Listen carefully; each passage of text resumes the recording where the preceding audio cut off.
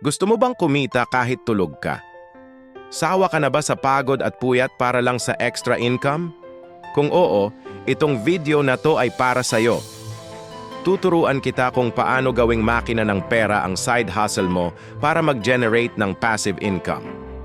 Narito ang simpleng formula. Ang side income mo, hatiin natin sa tatlo. 60% nito, i-invest mo. Pwedeng sa dividend stocks, real estate for rentals, o kaya naman, gumawa ka ng sarili mong digital products.